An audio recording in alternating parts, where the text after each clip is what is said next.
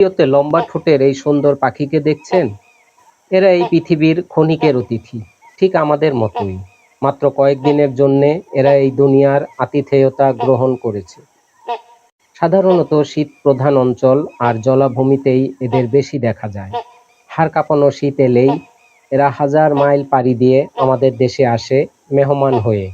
বিজ্ঞান বলছে, প্রকৃতির কোলে এদের এই মায়াবী ডাক আমাদের দৈনন্দিন জীবনের স্ট্রেস কমাতে জাদুর মতো কাজ করে।